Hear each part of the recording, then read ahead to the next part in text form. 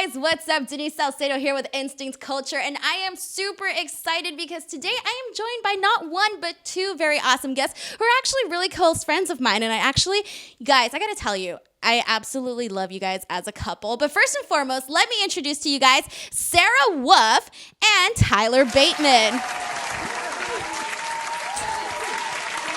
Do your audience applause. We need to add that. Clap off the screen. I really need to add this. So I have been Twitter, Instagram, stalking you guys because I absolutely think you guys are adorable. And every time I read your tweets, Sarah, you're always like, oh, my boyfriend this. And I'm like, they're so cute. Stop it. It could be cute or it could be terrifying, I guess, depending on your viewpoint. I've never been this way before. So for me, I'm always just like, oh, I've turned into that girl who's always talking about her boyfriend, but he's my best friend and we do everything together. Any story I tell is probably going to involve him. Exactly. How do you feel about that, Tyler? It's literally the same thing. I'm sure I was out of town recently and most of my stories were so me and Sarah's my girlfriend, by the way. We were almost everything is. It's just the scene cuts away and he's just talking to a dog on the sidewalk or something. You remind me of my girlfriend. It's just word vomit now. Yes.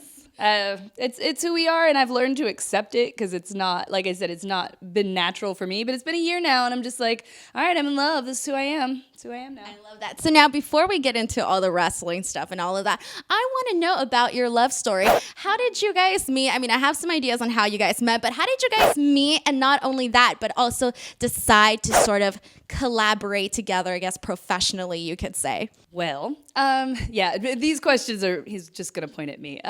So he was a trainer at Santino Bros, the wrestling school that I attended. We both happened to be wearing this shirt. We actually didn't plan that.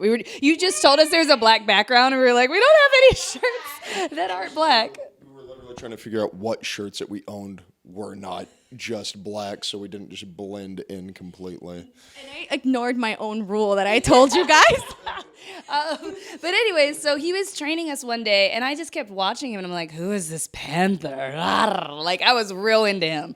And then I found out he had a girlfriend, and so I was like, oh, oops, never mind. And flash forward, months, I don't even know how many. It was a long time. They eventually broke up. I found out about this. I slid in the DMs.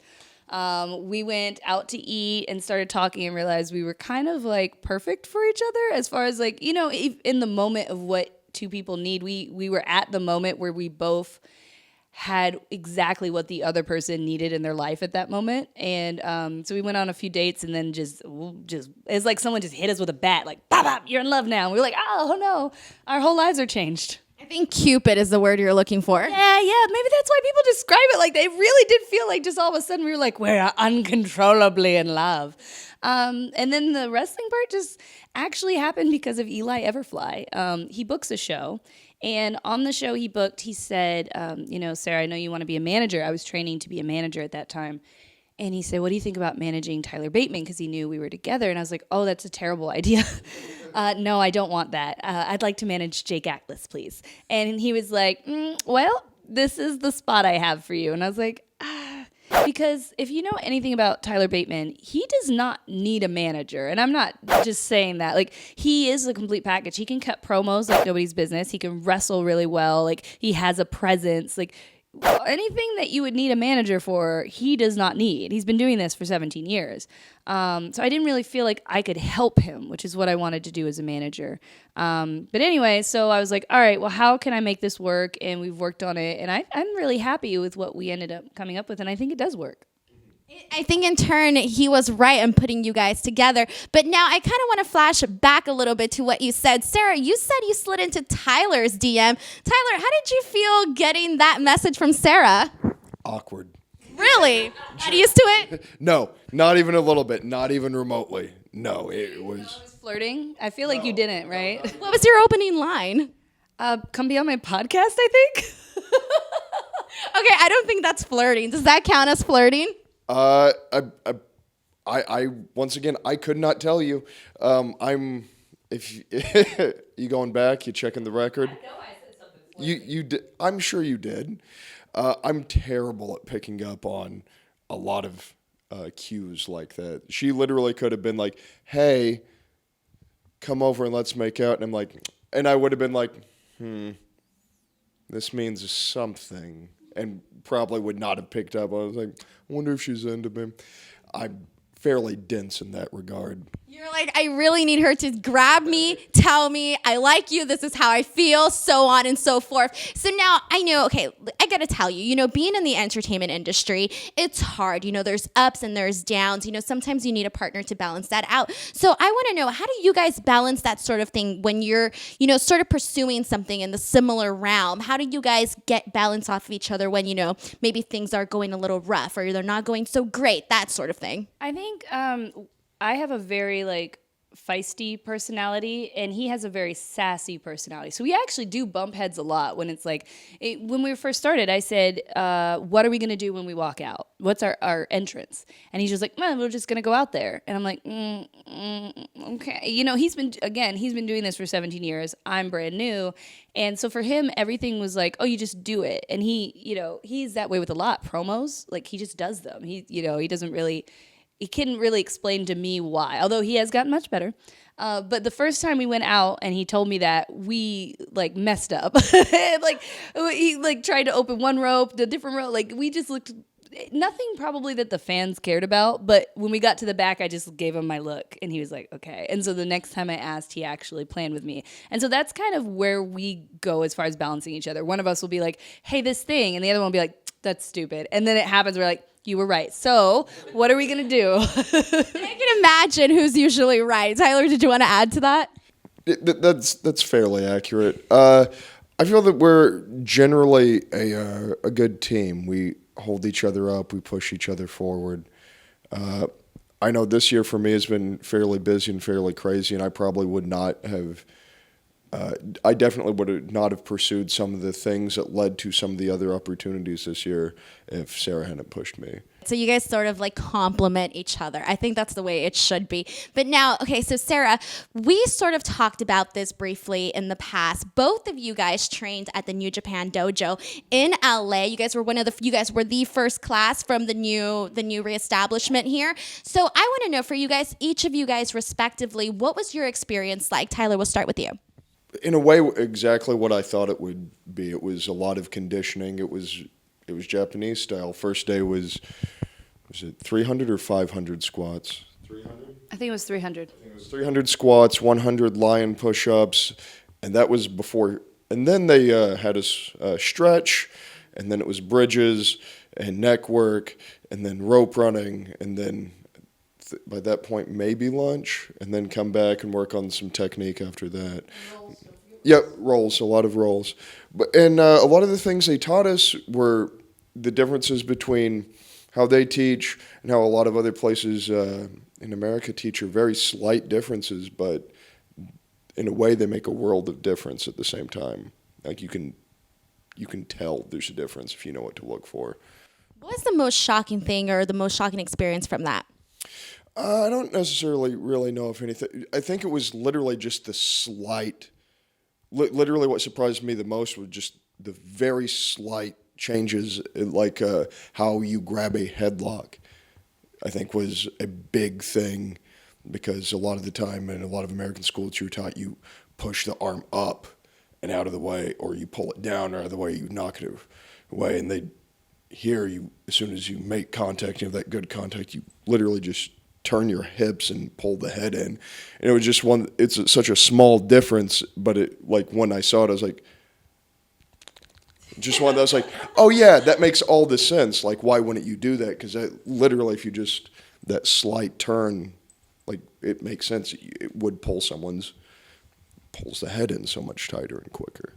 So now, obviously, you had been training prior to that. So was there something where, you just said that there was little things that you learned, but was it so much different, or was it still pretty similar from the previous training that you had? Yes, is the shortest answer. It was, there were parts that were fairly similar and the parts that were vastly different. A lot of the rolls were different. A lot of the conditioning drills were different. They had us do a lot more body weight carries, and no other school that I had gone to had focused on that. The way that they went about the hold to hold, the natural wrestling was different. I feel in a good way, but it was both similar and different, but overall a fantastic experience. So now, Sarah, going to you. Now, we talked about this, and I was absolutely blown away when I saw that class photo. And obviously, it doesn't take like a scientist to realize there was one woman there. One woman in the entire, all these men, one woman. I want to know, what was that experience like for you? Oh man, it was hell on earth for me. I got there, and they have a lot of rules. It's very Japanese. When you come in, you can't bring your outside shoes. When you bring your shoes for the first time, they make you clean them, and then you come in barefoot and you change. It's just very like culturally, you already feel like you're in a different world. So we're getting ready. We're getting our wrestling shoes on, and I'm looking around, and I'm like, okay, there are no women here. And maybe they're just late. Maybe they're late. And eventually the class is seconds away from starting, and I realize I'm going to be the only girl at a New Japan Dojo. I was just terrified. And also, I was sick. Incredibly sick. Like, I had tissues stuffed in my sports bra the whole time. Everyone kept giving me these looks of like, oh, you poor thing. Like, I was miserable on all levels. And I also felt a little angry at first. I was like, well, why did they even accept me? If I was going to be the only girl, like what did they think I was going to get out of this? And when we started the drills, they didn't change anything for me. I had the same kettlebell weights, the same pull-up requirements, the same like heavy ropes, like everything was the same for me. And I did not stop. And I stopped once. I think it was the second or third day. I did something... Third or fourth day, I did something and I got really dizzy. And we were about to go into actual wrestling, and I didn't want to risk hurting the person I was training with by doing something because I was, not able to think. I took some medicine. That's what it was. I couldn't even remember why. I took some medicine that made me feel loopy, and I didn't really feel like I'd be safe to be in the ring with. That was the only time I stopped. But everything else, there was one woman there named Mima Shimoda, and I found out later they invited her because of me. And I can't say who invited her because I think New Japan has a bunch of kayfabe going on. But that person saw there was going to be a woman there and invited Mima Shimoda personally to come and help train. And she couldn't speak English. She spoke Spanish. And unfortunately, I don't speak Spanish at all. I know a few words. And so we were able to communicate just a tiny bit. Like, she was like, hace frío, frío. And I'm like, yeah, I have a cold. And what she managed to convey to me was, you have a strong heart. And she would say that every time, strong heart, strong heart. And anytime I was about to give up, like, I'm on the 100 push-ups and I can't do another push-up, she would grab me by the waist and actually lift me and take part of my weight on. Or when I was doing the handstands and my hands were just about to collapse and I was about to fall on my head, she'd just boost me like, nope, you're not giving up. So she was amazing. She got me through it, really. I learned a lot about my body. I learned about how far I could go. And in the end, of course, an amazing experience. I don't regret it at all. But in that first day, I was just like, oh no. Isn't it crazy that you didn't realize that there was they went out of their way to bring a woman to sort of relate to you. And not only that, she ended up pushing you at a certain level where, it's a very private, personal thing to have someone push you like that, and to have somebody to be able to lift you up like that, like that's kind of gave me chills a little bit. She literally lifted me up. And, it wasn't just her that was encouraging either. All of the trainers were encouraging to me, except Shibata. But Shibata doesn't really speak English at all. So who knows how he actually felt. I don't know. But at one point I was talking with the guys and we were laughing, and we had to do jump squats. Yeah, that day we had to do a lot of jump squats. Jump squats are horrible. Try them. And we had to do like over 100. And they said that every time they wanted to quit, they would look at me and be like, is she still going? And since I was still going, they were like, crap, I got to keep going. I can't be worse than the girl. The girl who is sick and like coughing and has like tissues in her nose. So it also felt good to know that I helped motivate my fellow students. There you go. Don't think any less of the girls. Like, we may be tinier, maybe not as strong or whatever, but you can go when you have the right motivation, So now I feel like since then, both of you guys have absolutely, skyrocketed. You guys have been doing so much respectively. Tyler, we'll start with you. You've been wrestling all over the SoCal indie scene, making a name for yourself. Consistently when I I go on my Twitter feed, who am I seeing on the card? Tyler. Like, that is incredible. So now, one of the companies that I've seen that you work a lot with is Bar Wrestling. I want to know a little bit about what has your experience been like working with them, and sort of the different guys that you've been working for and the atmosphere of it. I love Bar Wrestling. It's one of my favorite. It is absolutely one of my favorite places to work. The atmosphere in the building, in each of the rooms, is great. It's very intimate, even some of the bigger areas, because the people are right there, and you can really feel that energy. The locker room is everyone that gets used. We all get along. Well, we're all there to put on the best show possible. It's a lot of fun to be there, and I'm real glad I'm a regular. Right? Yeah. Who are some of the guys that you've wrestled with that were some of your favorites? My singles match with Brian Cage is a favorite of mine. A lot of the tag matches that Brody and I have had. I liked our tag against Cage and Cobb. I really liked our tag against PP Ray. I don't know. Like it's in a way, it's sort of like pick your favorite kid. Right. Like this day it'll be this one, this way it'll be this one, and it's usually Petey. It's crazy too, because like all of these guys that you named, they're all so different. They work such different styles, and to be able to get into the ring with them and do work with them, it must be a great feeling. So now, also one of the other things that I wanted to add is that for a while PWG wasn't booking SoCal guys. They weren't getting locals, but then they sort of started again, and you were one of those guys. You've been booked singles, you've been booked in tag matches. Tell me what that was like for you, and what did it mean to you? It meant a lot, because it was something that I just kind of assumed at that point that it wasn't going to happen, because Gorilla had stopped using local guys, and then Brody got on, and then they did, I think, the four-way with Brody and Jake and Eli and Doug, and then I think it just went back to Brody for a few shows, and so I was thinking, well, and then it was one day when we were at the New Japan Dojo, I got an email from Super Dragon doing like, hey, do you have this date open? Yeah. Yep. Yes, I definitely have that date open.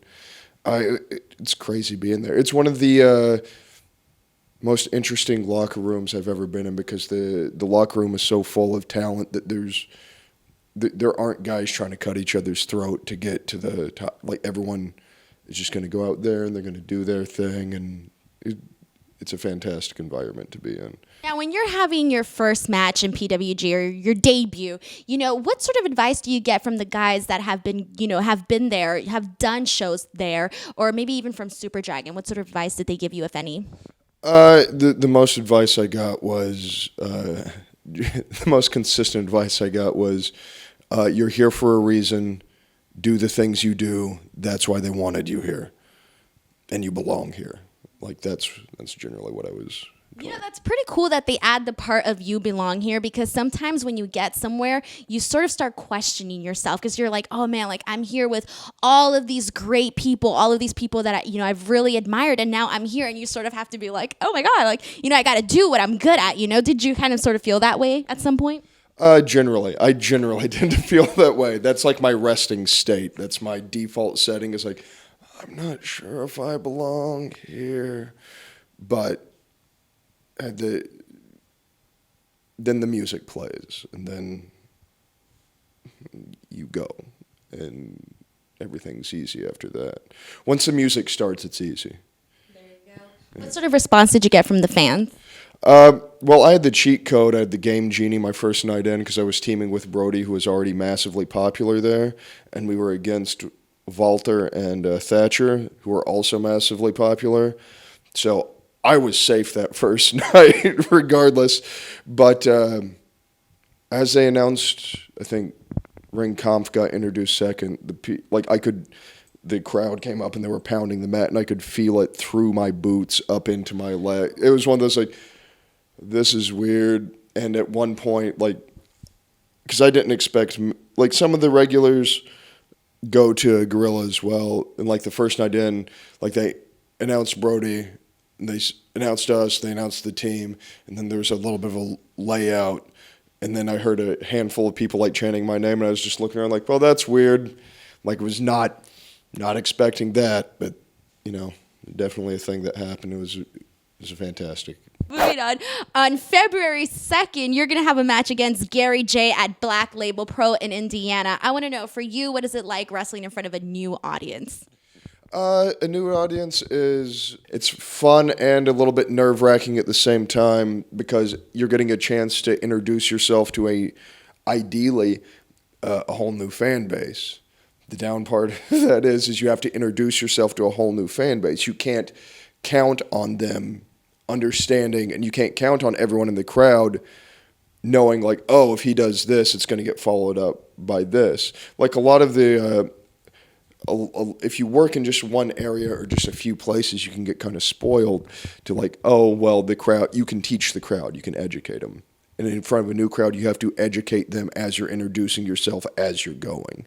But that's a match I'm really looking forward to it. Gary and I have a very similar style, so to say. Neither one of us are the biggest guys, but we're both tooth chippers. All right, so now I want to know, a lot of wrestlers, they get their characters from movies, real life experiences, idols, you name it, so many different ways. I want to know, where did you get the character or the idea of Bateman? Oh. All right, so like the name Tyler Bateman came from two of my favorite movies when I both started, and I'm very old, mind you, so when I started it was like 2000, 2001, and my two favorite movies at the time were Fight Club and American Psycho. Tyler Durden, Patrick Bateman. And Tyler Bateman sounded better than Patrick Durden, so that's where we ended up. Can you imagine that? That'd be terrible. Patrick Durden. It sounds terrible, which is clearly why I went the other way. And so it was just kind of like, I'll be the weird guy. It was the early 2000s, so I could get away with this. I'll wrestle in jeans and a T-shirt. It'll be fine. I put up a video on my Instagram, a really grainy video, and I was like, this is me in my training jeans, because I had jeans that I trained in, because that was a thing for whatever reason. As I got older, you grow as a person, you grow, same thing. I would not have dated early Tyler Bateman. With the jeans and the T-shirt? No, you can look at pictures on Instagram. I was like, thank goodness you came to me fully formed. Yeah. I was like early 2000s, the person, like ball-bearing necklace. Like freshman versus senior year? Yeah. I'll look into it and try to post like a glow-up picture coming up so everyone can see, like, how did this become this? But I got older. Gangs of New York is my favorite movie, hence the mustache, usually the wide eye, the butcher for the longest time, the top hat, the tailcoat. So I started going more in that direction, more gritty. Like, not everyone has hair, but most people have ears. So instead of picking people up some people don't have both ears. So instead of picking someone up by the hair, I'll try to grab the ear or the nose because it's kind of gross and mean in general. Folded in my love of like true crime and just elements of like, oh, this person was really messed up in history. And Bill the Butcher was like this weird, sort of flawed, layered character who was a terrible human but had his own system of like his own honor code that like he thought what he was doing was the right thing, which all villains do generally. And like some of my favorite anime characters, and oddly enough, my dad, who's just like a stern Southern father. So there's just, good or bad, there's a lot of hard eye contact and like just gruff, short answers. So that's sort of how I became. I went from, I'll wear a superhero shirt and jeans to all of this. Yeah, eventually you had the glove, and I think that's cool because sometimes you think like you see these pictures of like these people at the start and then you see them afterwards and then you're like, oh man, I hope my turn eventually comes, right? You want to see your own glow up.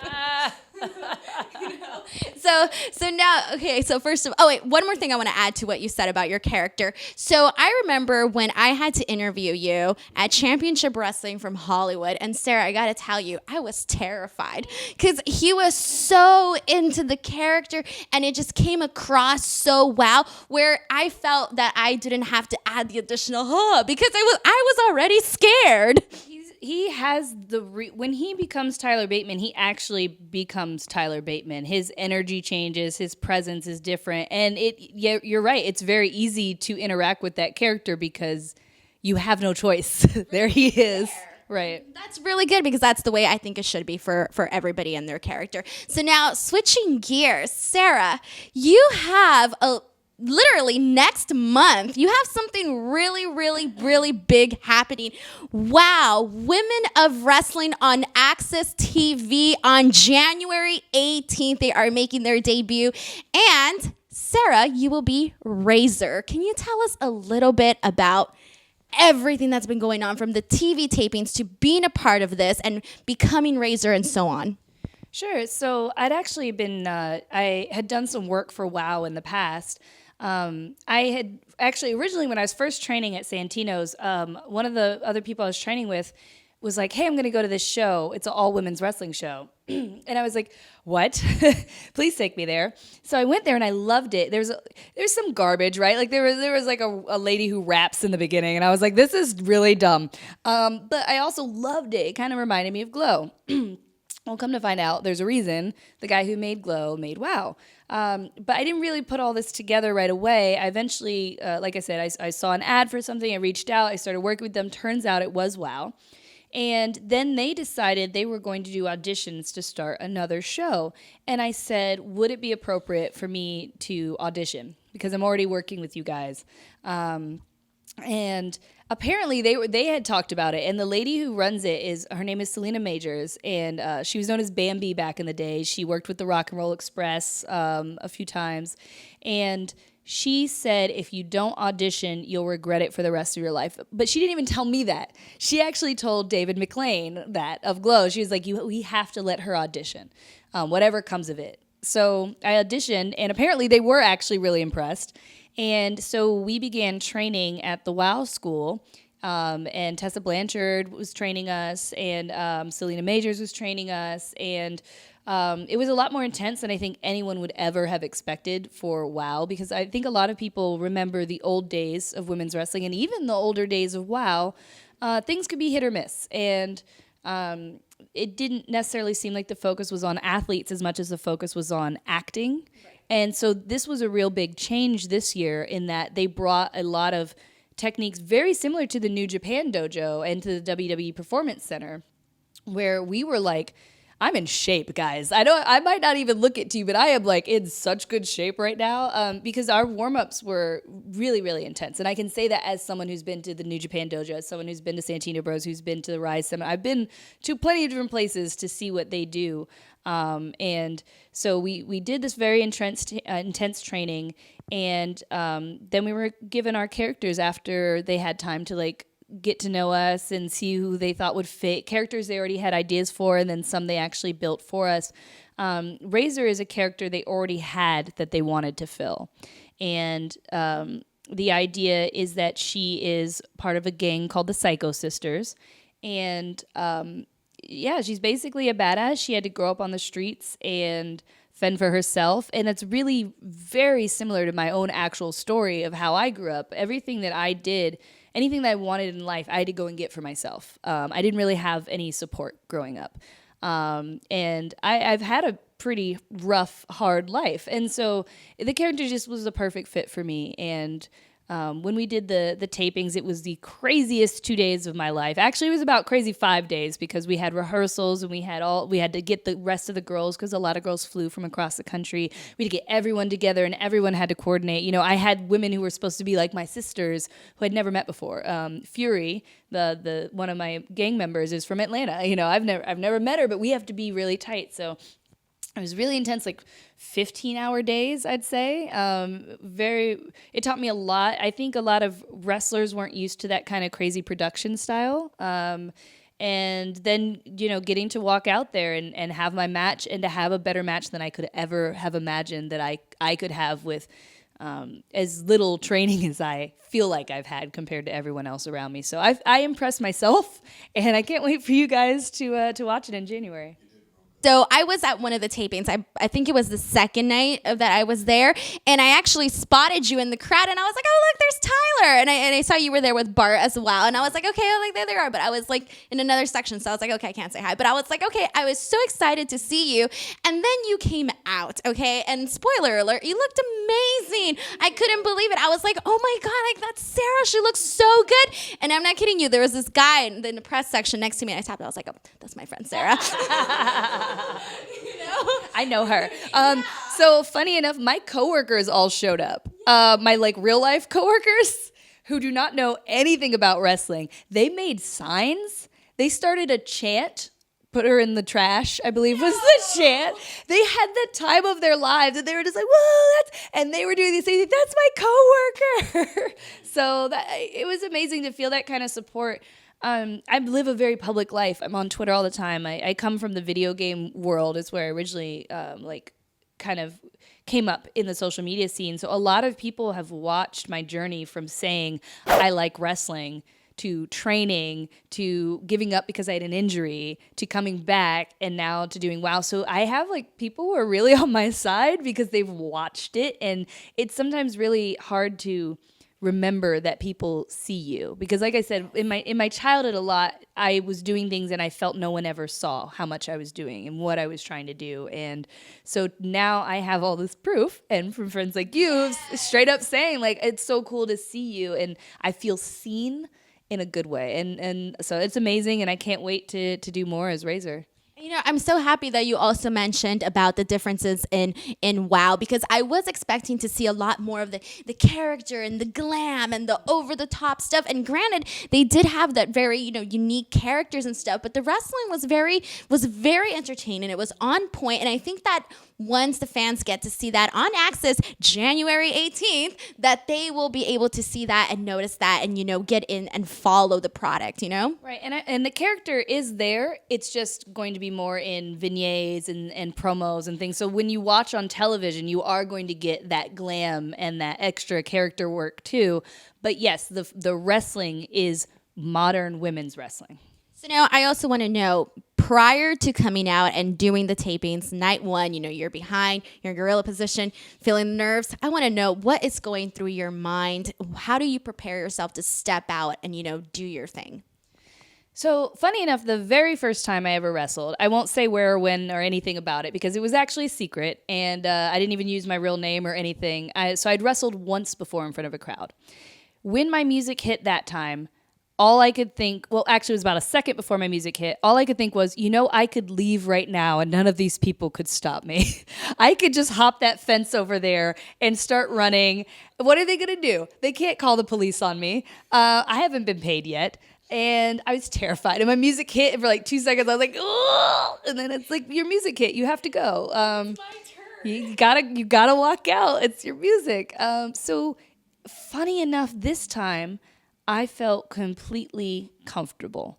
I felt like I know exactly what I'm doing. I know exactly who I am. I am Razor, and I'm going to kick this blonde heifer's butt.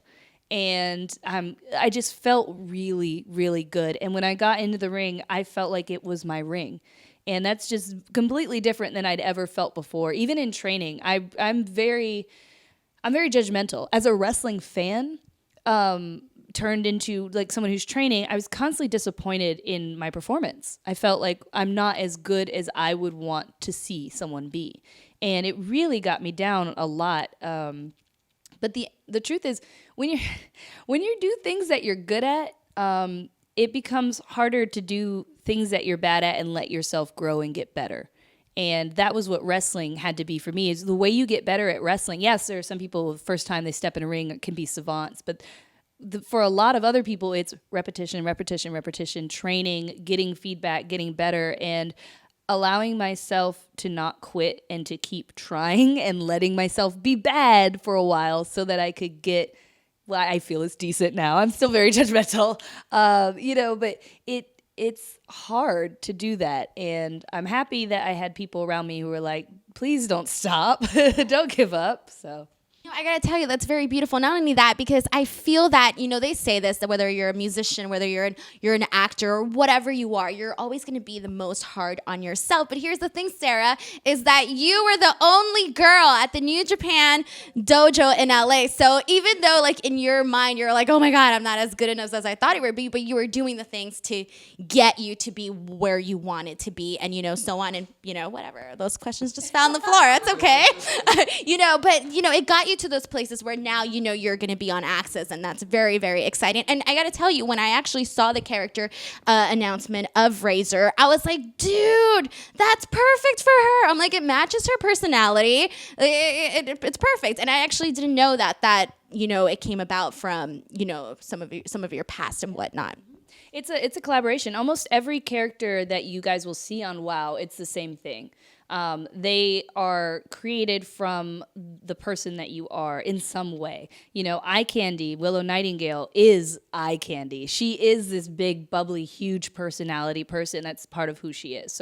So for all of us, there's a very strong note of authenticity because we get to be who we are at WoW. And as weird as that might sound to say, because you might, again, if you know anything about WoW or the old Glow or anything, you might have these expectations like someone is making us do this or dress this way or be this way. Whereas for us, this was a very empowering thing to do. We were women who got to be ourselves. It didn't matter that we weren't all tall, skinny, blonde models. None of that mattered or was even a question or a part of the process.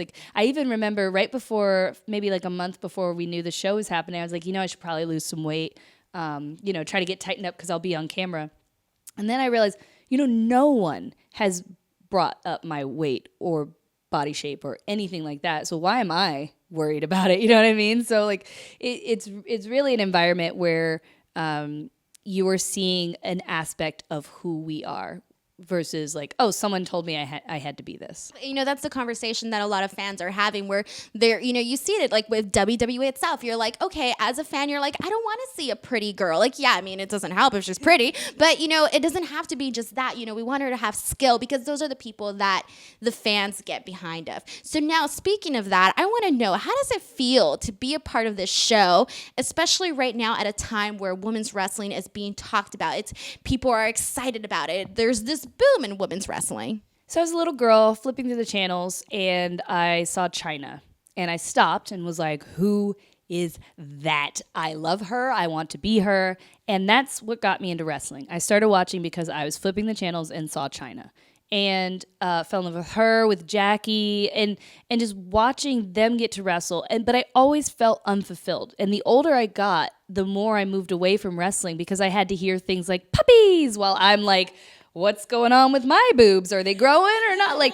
And I really wanted to be a wrestler. And then I think I was 15 and I said, I'm not, I didn't know that Sable's boobs were fake. But I was like, well, I don't have big boobs and I'm not pretty like Sable. And I didn't end up being tall like Chyna. So there really isn't a place for me in wrestling. And so I never even thought of it as something I could do.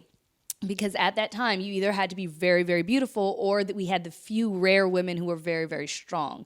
And this was always my dream. And I let it go because of reasons that no longer apply, but did apply for many years. We have women like Gail Kim who are looking now, and even Selena Majors. She's, I think 60, or I don't want to just say your age like that. I hope you're not watching. But she has to watch other people get to do the thing she dreamed of doing her whole life, which is be treated as an athlete and get to do what you want to do as a wrestler and not as eye candy or the bathroom break match. And so every time I think about it, I'm just like, this is my dream come true. I basically wanted to be a character on Glow, and getting to be a character on WoW, and even we actually pay homage to my favorite characters on Glow, the Psycho Sisters. We wear face paint, and if you really pay attention, you can actually tell where that face paint is, what it's referencing. But knowing that I get to be this big, awesome, over-the-top character who is at the core still very me, I feel like the luckiest girl in the world. It's like a dream come true. That's awesome. Well, congratulations, Sarah. I think it's super cool. And I can't wait to watch the show and be like, yeah, I know her again. I'm going to be so annoying on Twitter. I was already annoying on the tapings. I was trying to take photos of you, but they had the no photos rule. And I was like, I'm going to try and get a photo here. Try not to make it too obvious. And I was like, okay, whatever. I got something out of it, you know? And I loved it. And I loved seeing that. You're not annoying at all. I need to hear this. Like we were saying before, we always are our worst critic. Like I need to know that people still enjoyed it. People like me, woo! So now I want to know, for both of you guys, 2018 was such a big year. I want to know what your favorite thing of 2018 was and what your goal for 2019 is. I think for me this year, the highlight is actually the work that we've been doing on Championship Wrestling from Hollywood, because I think that's the place where I get to really show the character that we built together. And I feel like it's very cohesive and just a really great demonstration, because there's plenty of places we worked where we've done cool things, but it's not caught on camera. And then WOW is amazing, but it's not done with, with Tyler Bateman. So it feels like, I don't know, like that's the place where I most get to show the thing that I made all by myself. Well, with him, the thing that we made all by ourselves gets to be displayed on Championship Wrestling from Hollywood. So that's kind of my favorite thing right now. And goals for 2019? I want WOW to get renewed for the full seasons. I want it to become like the WWE. I want it to be the big women's wrestling show on television that everyone who loves women's wrestling is tuning in. I want all the little girls to grow up getting to see, oh, I'm Eye Candy, I'm Jungle Girl, I'm Voodoo. I want everyone to get to have their fighting heroes like those of my generation didn't really get to have. So that's my goal. This year, I've been wrestling for 17 years. 2018 is 17 years. This year, I did a WWE tryout at the Performance Center. I went to multiple New Japan Dojo camps. I debuted for Pro Wrestling Guerrilla. I was in the TPI, the Ted Petty Invitational, for IWA Mid-South, which is a tournament that I grew up watching.